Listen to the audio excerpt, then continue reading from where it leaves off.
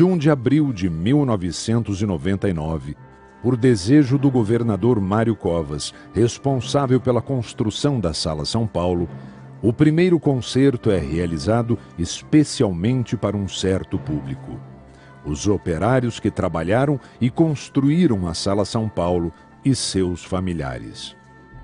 A inauguração oficial ocorreu alguns meses depois, em 9 de julho de 1999. Para o concerto de abertura, regido por John Nashling, figura indispensável na reconstrução da sala e evolução da orquestra, foi escolhida uma obra de Gustav Mahler, não por acaso, a Sinfonia número 2 em Dó maior, também conhecida como A Ressurreição. Hoje, a Sala São Paulo, sede da USESP, abriga uma orquestra com 116 músicos, 50 coralistas e 40 academistas, além de uma editora de partituras de música brasileira. Atende 120 mil crianças nos projetos educacionais, além de capacitar 900 professores durante o ano. Hoje, é reconhecida como a maior sala de concertos da América Latina. Possui vários espaços destinados a eventos e convivência pública. A Estação Júlio Prestes renasce magnífica no centro de São Paulo. Em suas paredes, guarda as marcas da história da cidade e em seu coração há agora uma fervilhante produção cultural. Com seus encantos e beleza do início do século XX, ela nos convida a entrar e desfrutar. A música sempre ao alcance de todos.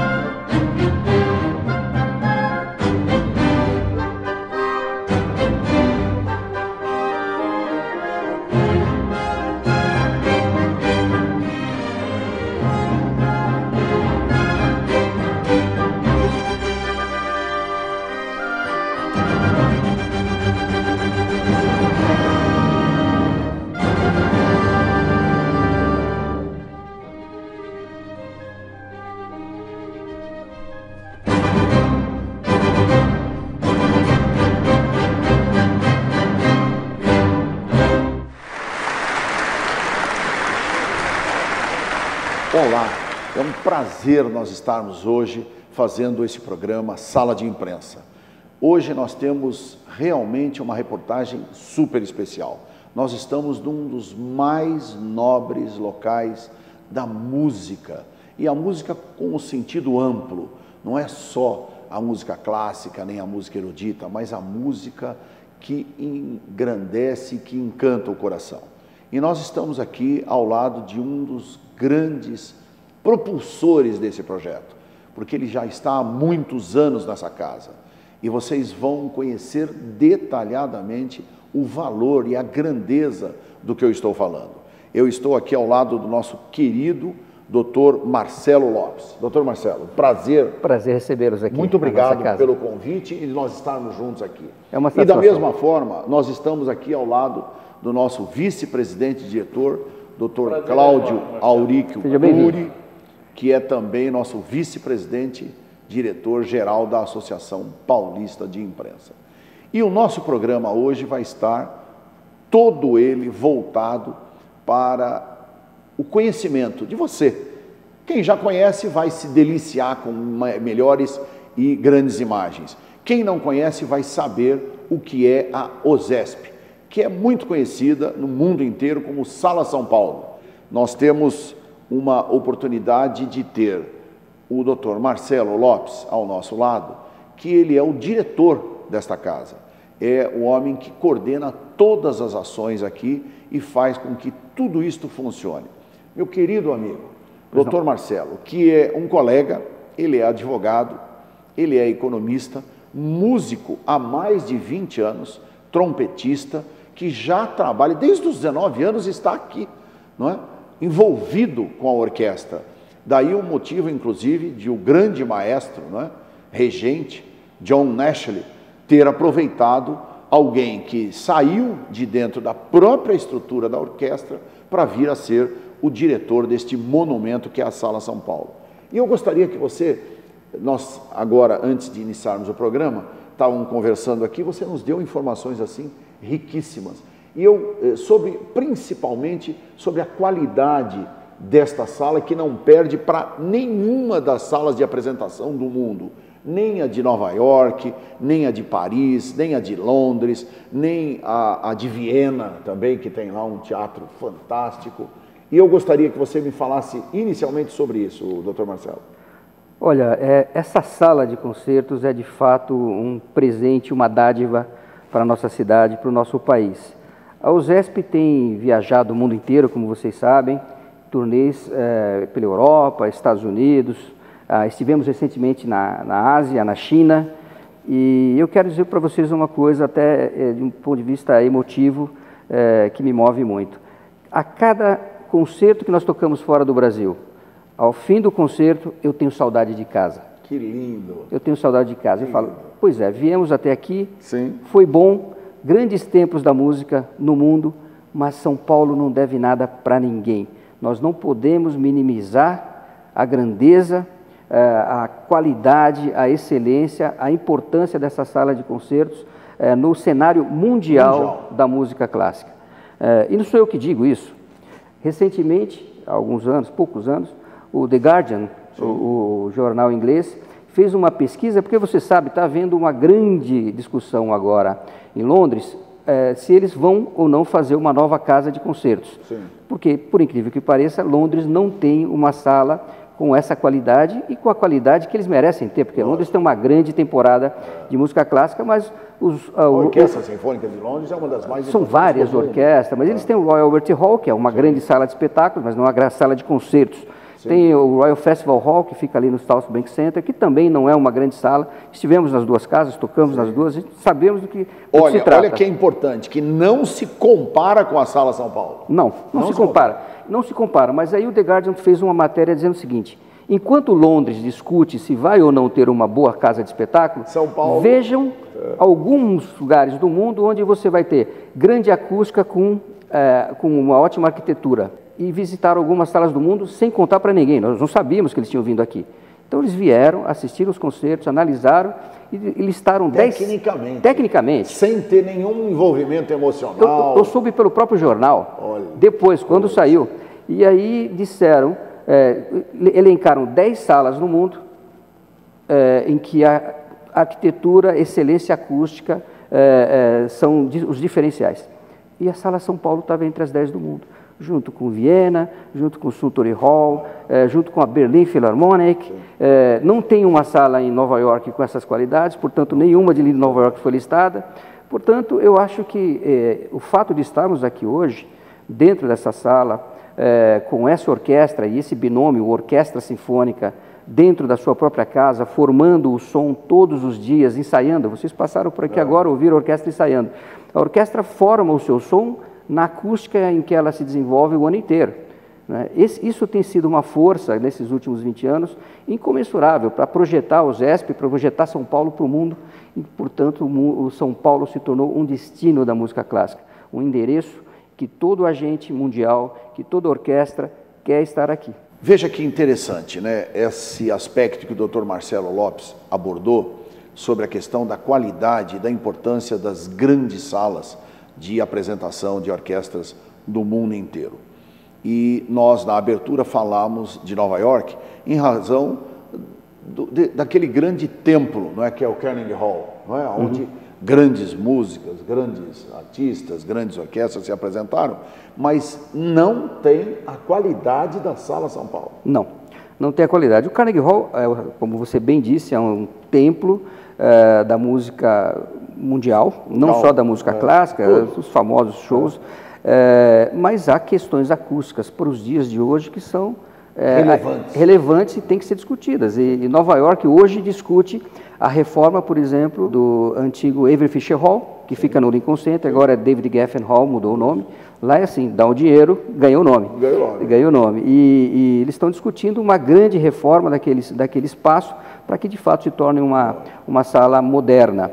E nós temos essa vantagem de termos uma sala acusticamente moderna, com equipamentos que ajustam a acústica de acordo com a obra, né? Isso é muito interessante, mas ao mesmo tempo uma arquitetura neoclássica, uma arquitetura muito particular, ou seja, um espaço que foi reavivado, e isso é mais relevante ainda, um espaço da cidade que estava perdido, de certa forma, né? Um prédio que é tombado pelo patrimônio histórico, foi criado pensando-se no período da cultura cafeeira, né? Aqui nesse prédio se comercializava o café, os grandes barões do café traziam a sua produção para cá e aqui negociavam. Também era o saguão da ferrovia, ou seja, isso aqui é fruto da economia cafeeira brasileira dos anos 30.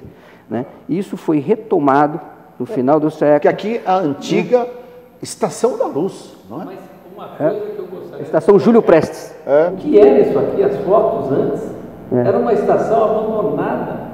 É isso. Em frangalhos aqui, vou falar um nome pesado, mas era, e virou isso. Monumento.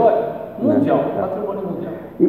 Isso é um exemplo para o mundo. Isso é um exemplo para o mundo e é sempre mencionado. A recuperação de um espaço histórico para uma outra finalidade que lhe dá uma vida, que lhe recupera a função dentro da sociedade e a vida comunitária. Isso foi uma revolução e diga-se... E com justiça, diga-se, feita pelo governador Mário Covas. Podemos esquecer Marcos Mendonça. Perfeito. Marcos Mendonça, eu sei porque eu acompanhei com o Marcos, e ele sempre foi um homem voltado para a arte, para a cultura. É dele a iniciativa, quando o vereador do projeto de lei, Marcos Mendonça, que acabou virando lei, para incentivo cultural, através do ISS, não é? E também do IPTU. Então, veja, no fundo, eu acho o seguinte... Fantástico a iniciativa, todas as boas iniciativas e que deixaram esse legado maravilhoso. Eu, particularmente, Dr. Marcelo Lopes, eu gostaria de enaltecer o seguinte: qual é a programação agora para o próximo período? Vamos lá, tem uma programação muito vasta, nós estamos agora no período de renovação das nossas assinaturas, temos um público que é cativo, que vem... toda semana, são os nossos assinantes, são muito importantes. Esse é Como é que faz para ser assinante da USESP?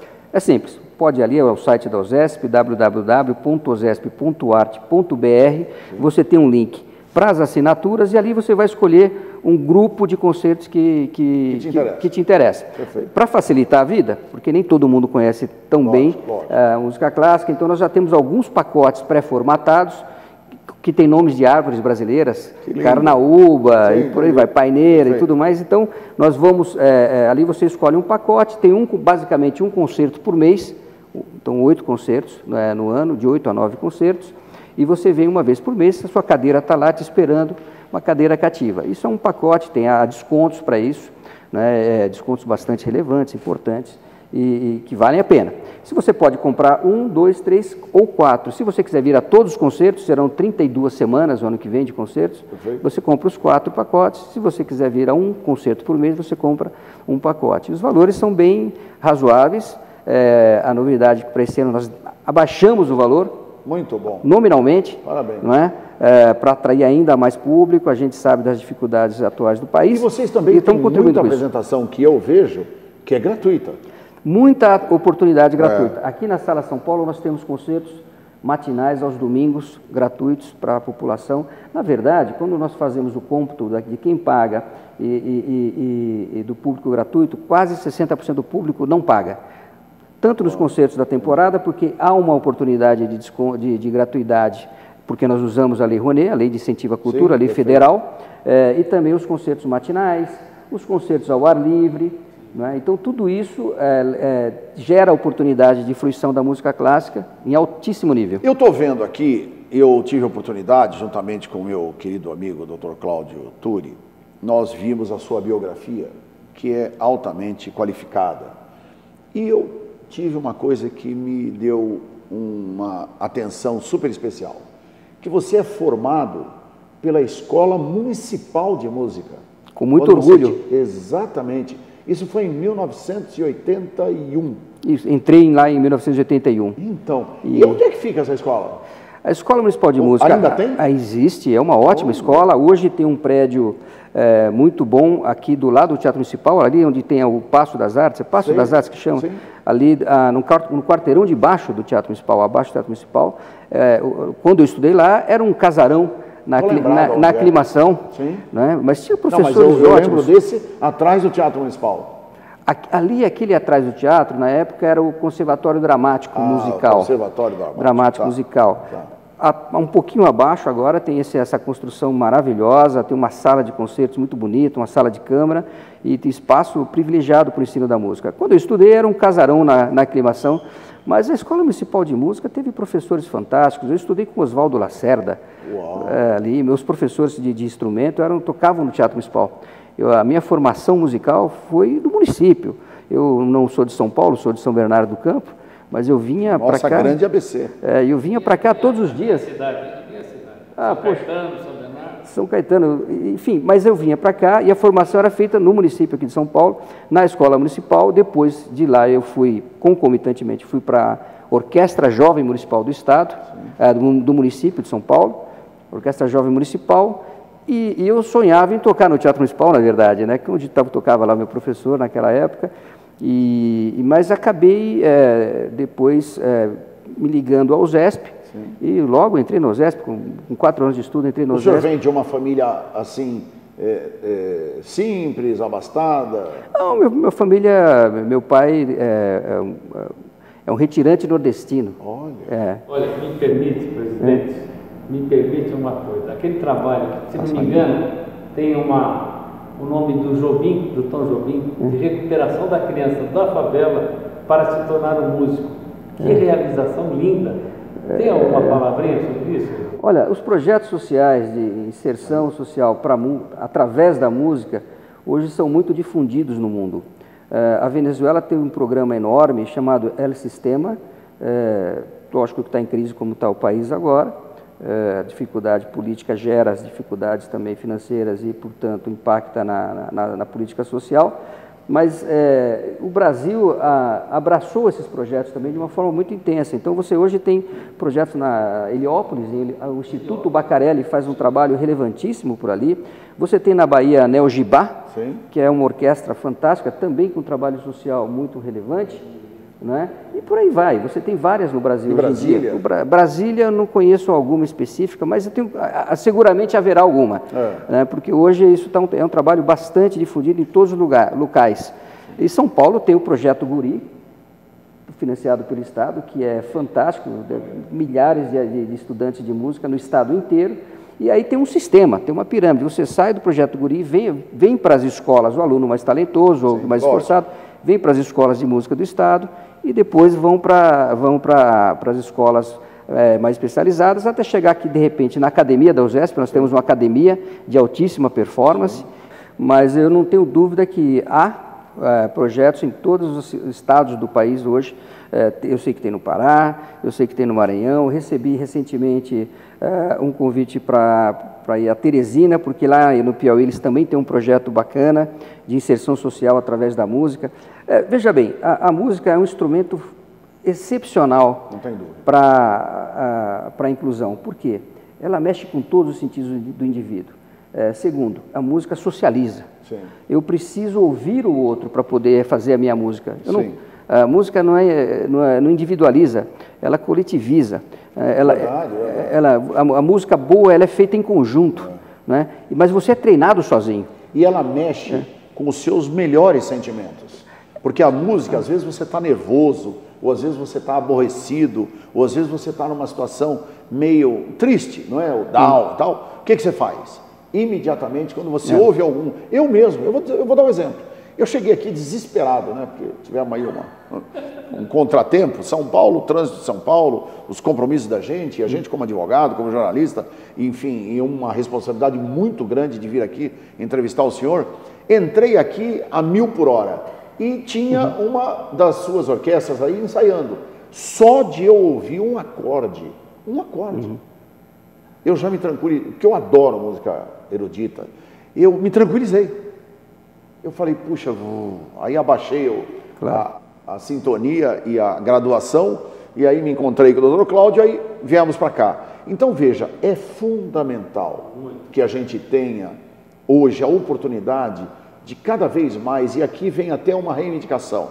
Eu sei que aí depende de verba, depende de um monte de coisa, mas fazer com que a orquestra se apresente em mais lugares em São Paulo, em mais lugares na cidade de São Paulo principalmente, entrar nessas comunidades, sabe? Eu acho que a gente precisa, porque eu tenho visto depoimentos, inclusive de jovens que fizeram parte dessa orquestra lá de Brasília, que, me perdoem, eu não lembro exatamente a estrutura como ela foi montada, mas ele estava dizendo, eu comecei porque um dia eu estava passando e ouvi uma senhora ouvindo no radinho uma música clássica, aí eu fui para a internet, comecei a buscar, não sei o que, e aí foi buscar, viu essa oportunidade que estava arregimentando jovens e tal, que fossem instrumentistas, não sei o quê, enfim, deu para ele um futuro que possivelmente ele seria mais um desses excluídos da sociedade, né? Olha, eu posso, como depoimento pessoal, eu nasci numa vila operária, tive boa educação, porque meu pai é um homem bastante culto, leu muito, estudou, minha mãe também, então eu tive ali a oportunidade de ter uma educação diferenciada naquele meio, por causa especificamente dos meus pais, a quem eu agradeço muito. Eu ouvia música clássica de garoto, aos 5, 6 anos de idade. Como eu. Mas aí tinha um projeto de uma banda de música onde eu comecei ali a tocar um instrumento, e o professor da banda um dia pegou os alunos, todos, né? Foi uma viagem, veio ao Teatro Municipal e eu lembro de ter assistido um concerto ao vivo aos 7 anos, lá em cima, lá no anfiteatro. E eu vi aquele som de trompete pela primeira vez, aquilo me emocionou, eu voltei para casa e falei, eu quero fazer isso. Eu quero fazer isso. Por isso que eu estou aqui. Por isso que eu estou aqui. Porque um professor, numa vila operária, resolveu um dia, um domingo da vida dele, trazer os alunos ao local. E aí eu vou chegar ao seu ponto. Por que eu estou contando essa história? Não é, a minha história pessoal, ela só serve para ilustrar uma outra coisa. É linda. Que é o seguinte, a música clássica, ela encanta. O que nós pretendemos com isso? Aliás, o que acontece? O sujeito vem aqui, primeiro ele se emociona. Você está emocionado? Né? Se emociona. Mas quando você se emociona, você se inspira, você fala, por que não? Porque o que a gente existe hoje, existe o não o tempo todo. Verdade. Existe o não, a dificuldade. Mas quando você está emocionado, algo que te toca, que vai lá no fundo, busca os seus valores humanos mais profundos, você vai dizer, isso talvez seja viável, por que não fazer? Isso. Né? Ao você se emocionar, você se inspira. Ao se inspirar, o sujeito se transforma. Então, o que aconteceu comigo lá atrás, e acontece hoje com as crianças que vêm na Sala São Paulo, sejam nos nossos concertos educativos, com as escolas públicas, seja aos domingos de manhã, que nós queremos que as pessoas se emocionem, se inspirem, se transformem e passem a acreditar na possibilidade das coisas. Fechando, então, o raciocínio, o que acontece? É válido e importante que os grupos musicais se apresentem nas periferias, que vão às escolas, que os alunos possam ter contato ou com a apreciação musical ou com a prática musical, essas duas coisas são importantes. Nem sempre há oportunidade de praticar a música, mas há oportunidade de apreciar a música com alguma informação, e isso nós fazemos aqui com os professores da rede pública. Treinamos mil professores por ano aqui na Sala São Paulo. Esse curso é reconhecido 1000 professores pela Secretaria de Educação. Porém, a Orquestra Sinfônica, como a OSESP, é um órgão de excelência, de ponta. Lógico. O músico da Orquestra Sinfônica do Estado, ele é uma qualificação. Ele toca aqui, mas ele podia estar tocando em Berlim, Nova York, onde ele quiser. Então, essa excelência, ela se materializa E aí o efeito, como dizia o mestre Eleazar, metafísico disso, metafísico, ele falava, tinha uma frase muito boa que ele dizia o seguinte, a nossa arte é o momento metafísico da recreação. E é muito bonito. Por que momento? Porque só acontece... Foi meu grande professor, na verdade, a minha grande inspiração. Foi de todos, né? João Carlos Martins. Sim, eu trabalhei com ele diretamente muito tempo. E ele dizia, a arte, o momento metafísico da recreação. Por que momento? Porque isso acontece naquele exato instante que estamos juntos ouvindo música. Por que metafísico? Porque a música, ela não se materializa, ela é uma arte que ela para de pé sozinha. O balé precisa da música, a ópera precisa da música, da manifestação sonora, né? A pintura precisa do suporte físico. Sim. A música, ela é o ar que vibra. É o ar que vibra. Ela passou, ela além da matéria. E por que da recreação? Porque o grande artista aqui é o compositor, é Beethoven, é Brahms. Nós estamos à disposição, a serviço dessa obra. Não é? Então ela perpassa o tempo. E esse valor é tão grande que quando você ouve num lugar como esse, como a Sala São Paulo, com essa acústica, com essa vibração, o sujeito de fato tem a possibilidade de absorver toda a grandeza e todo o poder transformativo da música. Então eu fecho o argumento dizendo o seguinte, é importante a periferia, mas mais importante é essa sala estar aberta para todos os cidadãos do estado de São Paulo, sejam eles do centro da cidade, dos bairros mais afastados, das outras cidades, ou seja, trazer as pessoas de outros estados, trazer as pessoas para cá, pode ter o poder de transformá-las muito mais. E é isso que nós fazemos. A nossa política, é democratizar. Democratizar e participar. De que forma? Através dos conceitos didáticos, através da audição qualificada, tendo informação, né, boa informação sobre a música que vai ser tocada ali, e isso é um trabalho constante, diário e persistente. Para expressar exatamente em imagem o que o Dr. Marcelo acabou de apresentar para nós, com uma fala didática extremamente explicativa, você vai ter a oportunidade de ver a grandeza arquitetônica e também a apresentação. Nós temos aqui um making-of de algumas orquestras ensaiando e as grandes orquestras que já se apresentaram neste templo da música erudita e da música clássica e da música popular, enfim, da música que inspira o coração. Sala São Paulo, OSESP. Assistam aí.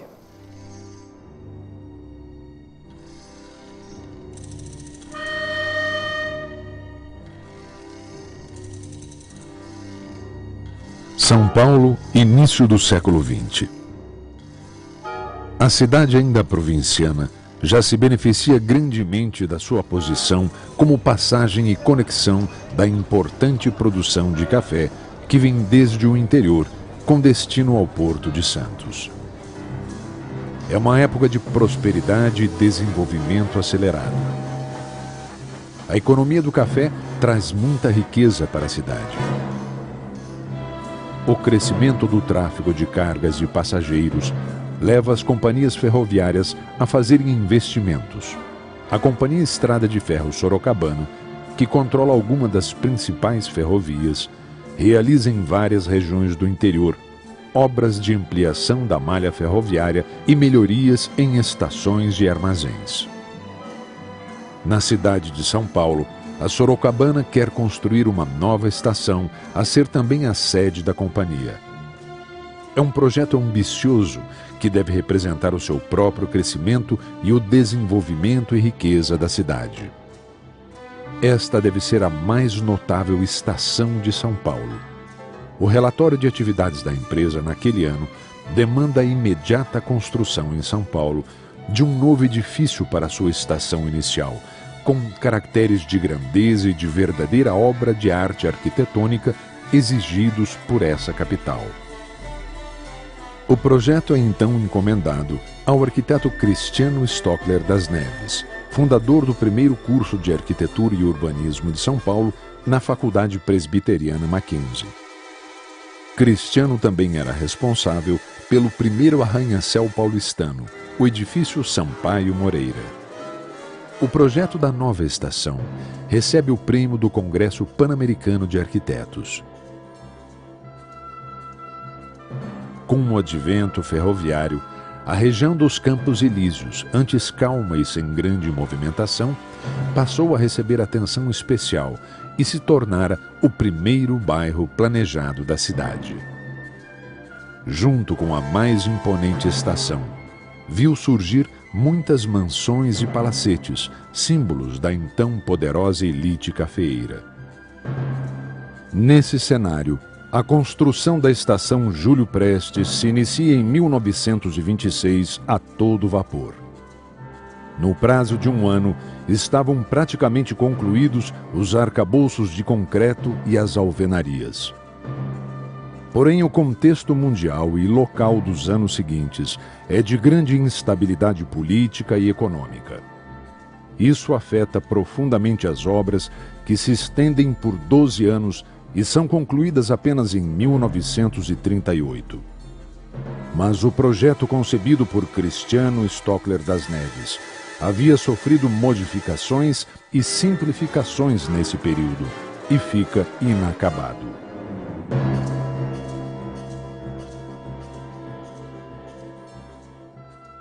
A reforma e restauração da estação Júlio Prestes e a construção da Sala São Paulo mobilizaram mais de 1.000 operários, técnicos, restauradores e engenheiros.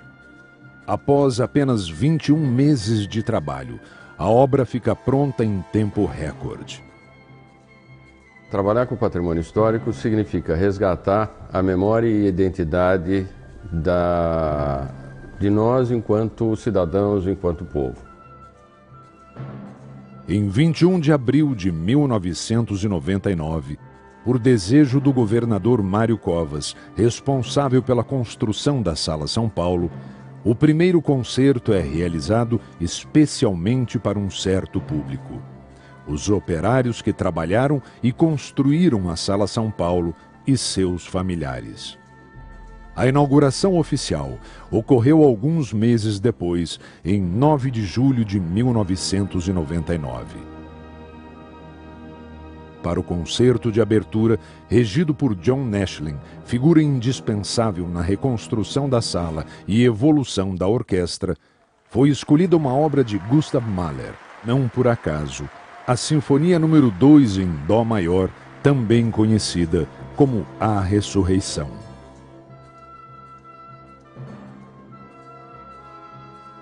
A Sala São Paulo e a USESP são hoje parte de São Paulo. O que quer dizer isso? Aqui se produz música erudita, música de boa qualidade, mas é também o lugar onde os paulistanos e os paulistas e os brasileiros vêm se encontrar, gostam, têm amor à instituição.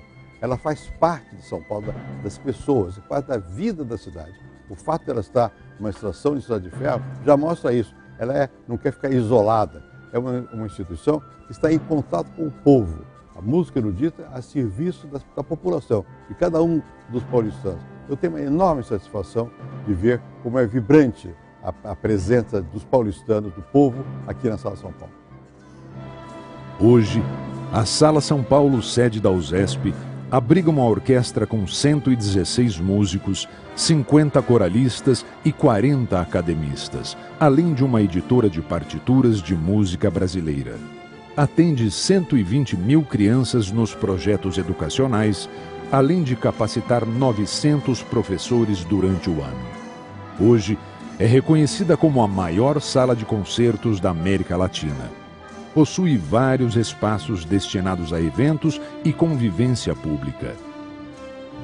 A Estação Júlio Prestes renasce magnífica no centro de São Paulo.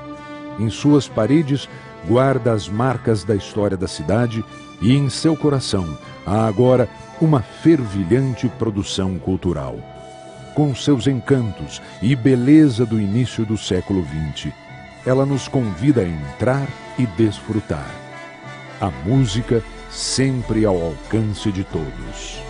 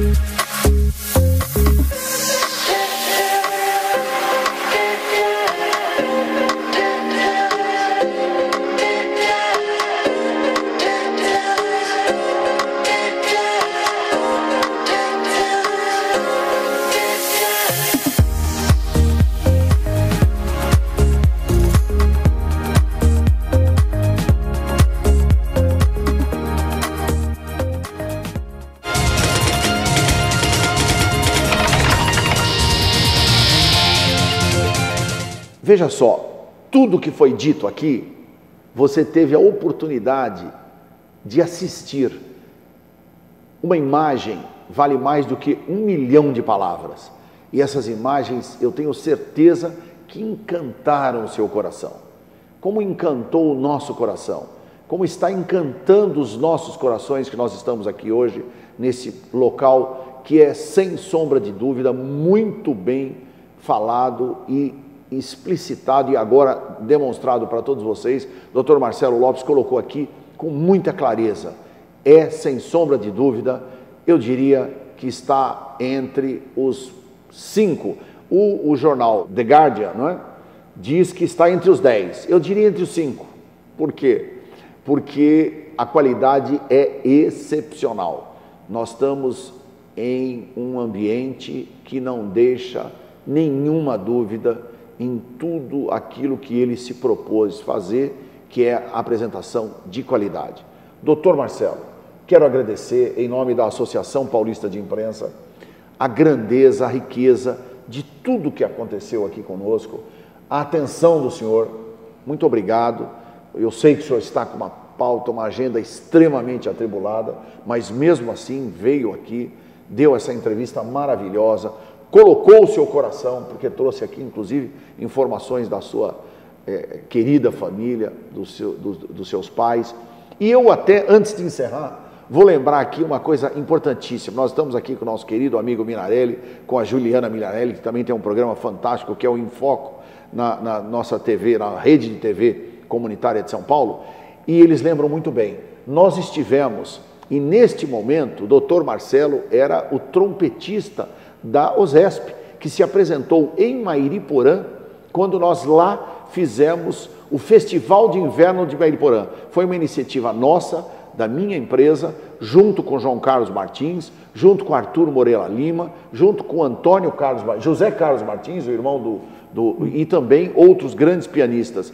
E ele relembrou, por quê? Porque tem uma pessoa da família dele que, como é que o senhor... Era um tio da minha esposa. Tio da esposa. Morava lá. Que morava em Mairiporã. Olha que coisa linda. Então eu acho que assim, é coisa de Deus. Realmente nós temos hoje um momento sublime.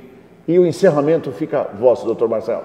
Eu só tenho a agradecer a abertura desse canal para a gente falar um pouco da USESP, da Sala São Paulo. São coisas que nos são muito caras e nos falam profundamente ao coração. Mas mais do que isso, o que eu quero ressaltar, e você disse muito bem agora, falou de João Carlos Martins, falou de Arthur Moreira Lima, falamos de Eleazar de Carvalho, falamos de John Nashling, uma figura fundamental na vida dessa instituição. Tudo. Marcos Mendonça, Mário Covas, Fernando Henrique Cardoso, que ainda é o nosso presidente de honra. E eu chamo a atenção para isso. Essa não é uma construção individual, isso aqui é uma construção coletiva da sociedade brasileira, da sociedade paulista. Esse prédio, essa orquestra, esses grupos educacionais, esse projeto inteiro, também o Festival de Inverno de Campos do Jordão, são construções de um povo paulista, que é pujante, que gosta da cultura, que ama a arte e que valoriza a sua cidade, o seu estado. Então, nós somos aqui pessoas a serviço de um ideal de sociedade. O que eu mais gosto de trabalhar nesse lugar e de apresentar os concertos da orquestra é ver as pessoas saírem com orgulho, pensando, se isso é possível, o resto também será. Não tem dúvida. Basta nós trabalharmos, basta encararmos esse país com seriedade, né, com a mesma seriedade que nós fazemos na nossa orquestra, e o Brasil vai entrar em harmonia. É isso que nós esperamos, ser um exemplo e uma inspiração para o nosso país. Não tenha dúvida. E eu vou, inclusive, o senhor me falou uma coisa que tocou muito profundamente, e eu acho que vai servir como um grande exemplo quando da utilização, não é, das mãos, da fala, da boca, em razão até de uma apresentação referente a uma questão de como o homem reagia no passado, na época, não é, erudita, e hoje com o avanço e a tecnologia. Eu estava fazendo aqui uma menção a um filósofo, historiador da ciência que eu gosto muito, Michel Serres, e ele numa palestra, enfim, no programa, no Roda Viva, na verdade, nos anos 90, e alguém perguntou para ele se... Era apresentado pelo Marcum. Pelo Paulo Marcum. Paulo Marcum. Nosso grande amigo Paulo Marcum. E numa das perguntas, vocês encontram esse vídeo na internet, E uma das perguntas era se ele, sendo historiador da ciência, o que eles achavam das novas tecnologias, né? Isso estava no contexto de que um dos alunos dele tinha sido o criador do modem, que ligava computadores, e aí ele criou essa teoria dos anjos. Mas ele falava que quando algo perde uma função, ganha outra. Então, o ser humano, ao ficar de pé, as mãos perderam a função, porque a mão apoiava e a boca pegava. Mas aí as mãos passaram a pegar, mas aí a boca perdeu a função. Mas aí a boca... Vai fazer o quê? Falar. Começou E nós criamos uma geração, ou umas gerações, né, o ser humano passou a se comunicar melhor. Mas as mãos também ficaram tanto livres, e com elas nós conseguimos tocar piano, tocar violino, pintar quadros, tocar piano, tá certo? Então, quando algo perde uma função, né, ela ganha outras possibilidades. E cabe a nós todos fazer isso o tempo todo. Algo perde a função, mas ela tem como ser reaproveitada e ser reinventada. E esse prédio é um exemplo disso. Ele perdeu a função de ser a ferrovia. Foi a estação, não é? Ferroviária de São Paulo. Era a estação Júlio Prestes. Estação da Luz. Estação Júlio Prestes. Ela perdeu a função de ser o saguão da ferrovia e ganhou a função de ser um templo da arte. É muito mais emocionante. Então, eu acho que fica esse exemplo também de se reinventar, de olhar para o futuro, vermos nossas qualidades, aquilo que a gente tem à disposição e criar um futuro importante e melhor para o nosso país. Eu quero terminar agradecendo o nosso querido amigo, o assessor de imprensa aqui de vocês, o Alexandre, não é? Uma pessoa fantástica que nos ajudou, Alexandre Félix, nosso colega, e também deixar um registro fundamental. Me veio aqui, no meio da nossa entrevista, apareceu a questão de nós termos sempre fé, nós termos sempre a determinação, a coragem e, principalmente, perdermos o medo, não é? E isso faz com que a gente cada vez se fortaleça mais. E eu acho que aqui é um exemplo disso. Era realmente uma estação ferroviária que teve seu grande valor e hoje é uma das mais importantes salas de apresentação musical do mundo. Diria até a primeira. Eu disse que está entre as quintas, eu vou terminar o programa dizendo que é a primeira mais importante do mundo. Aliás, aprendi isso com o Salvador Dalí. Ele dizia o seguinte, numa conversa que teve com o João Carlos, ele falou assim: João Carlos, sempre que você se apresentar, diga que você é o maior intérprete de bar do mundo. E o mundo acabou acreditando. Então, nós precisamos falar. A nossa Sala São Paulo é a mais importante e a primeira do mundo. Do mundo. Por isso, eu agradeço, meu querido amigo Dr. Cláudio Turi, que acompanhou conosco, nosso querido entrevistado de hoje, Dr. Marcelo Lopes, com essas informações fantásticas.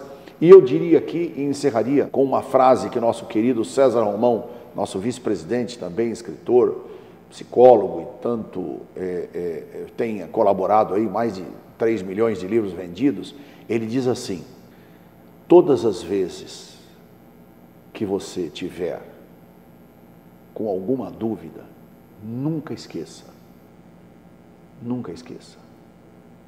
o sim do seu coração será sempre maior do que o não do mundo.